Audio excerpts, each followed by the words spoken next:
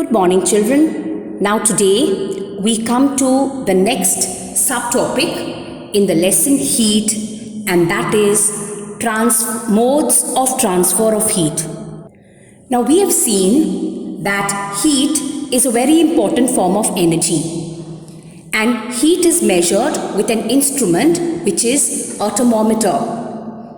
A clinical thermometer is used to measure the temperature of the human body, while a laboratory thermometer is used to measure the temperature of various substances in the laboratory. Now, heat is transferred from one body to another in three ways. The first is conduction. The second is convection.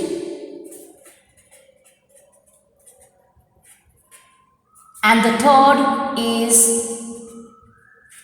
radiation. Now today we are going to study each of these methods in detail. So I shall begin first with conduction.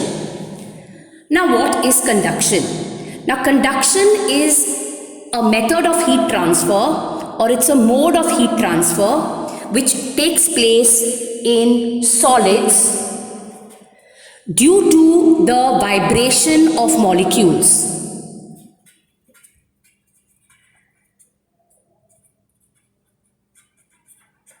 Okay, like for example, let us say that we have here an iron rod. Now this iron rod is made up of molecules. Okay, now when you heat one end of this iron rod, when you heat it, the molecules which are here at this end, which are close to the flame, will gain heat energy, and then they start vibrating. These molecules start vibrating, and as they vibrate, they bang the neighboring molecules. This molecule in turn will gain heat energy, it will vibrate. This in turn will transfer its energy to the next molecule. So like this, heat is transferred from the hotter end to the cooler end. Okay, so remember that conduction is a type of heat transfer that takes place in solids. It takes place due to the vibration of molecules. So the molecules which are in contact with the flame will gain heat energy, they will vibrate, they bang the neighboring molecules, these in turn gain heat, they vibrate. So like this, heat is transferred from the hotter end to the cooler end. Now for conduction to take place, two conditions are a must. The first is that the bodies have to have different temperature. There should be a temperature difference between the two bodies. One body should be at a higher temperature, hotter, and the other body should be at a lower temperature. It should be cooler. The second condition is that there should be contact between the two bodies. If there is no physical contact between the bodies, heat cannot transfer. Is that clear? So suppose you take a utensil like this, which is hot. Let us say that this utensil is very hot. Heat from that utensil cannot get transferred to your hand till you touch it. So for the heat to get transferred from this hot utensil to your hand, there should be contact. Is that clear? So remember that conduction is a method of heat transfer which takes place in solids. It takes place due to the vibration of molecules. The molecules do not move from one point to the other point, but they only vibrate, and these vibrations are carried, and in this way, heat is carried from one part, that's the hotter part, to the cooler part. And for conduction to take place, there should be a temperature difference between the two bodies. One body should be hotter, one body should be cooler, or one part should be hotter, the other part should be cooler. And second is there should be some contact between the two bodies.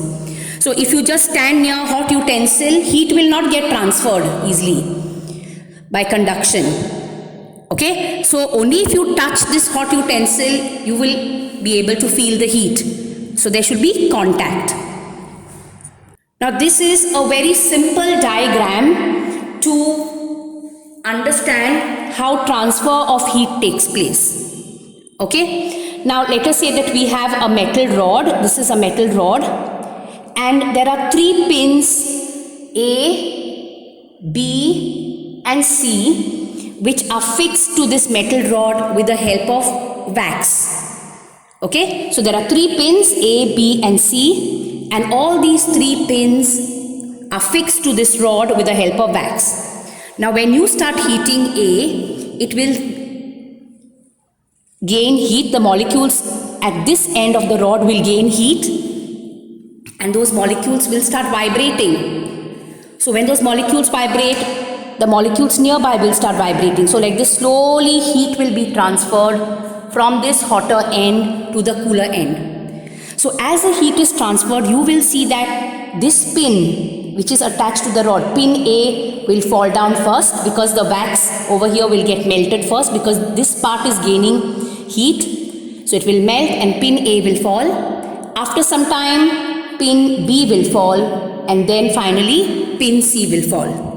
So basically here, remember that heat is transferred from the hotter end to the cooler end. So what is conduction finally? So conduction is a mode of heat transfer that takes place in solids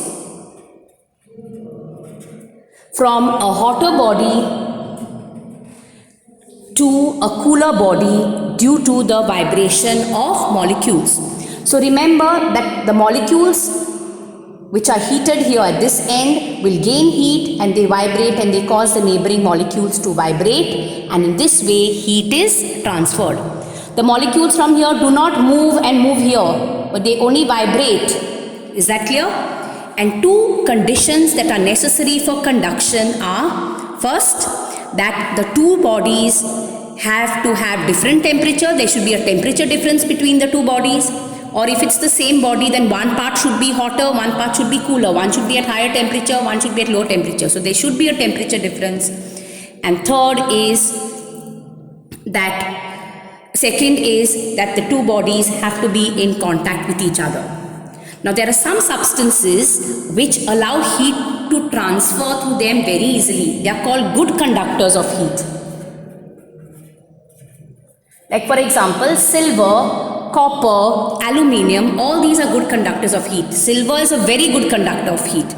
Okay, so good conductors are substances that allow heat to pass through them very easily, and therefore the utensils that we use for cooking are made of metals, because metals are generally good conductors of heat. Now there are certain substances which do not allow heat to pass through them. They are called poor conductors or bad conductors of heat, or we call them insulators, like wood for example, cork, ebonite, paper, plastic. They are all poor conductors of heat. They do not allow heat to pass through them. So therefore the handles of utensils are normally made of bad conductors, so that you can hold them while cooking, so that the heat from that hot utensil does not get transferred to your hand.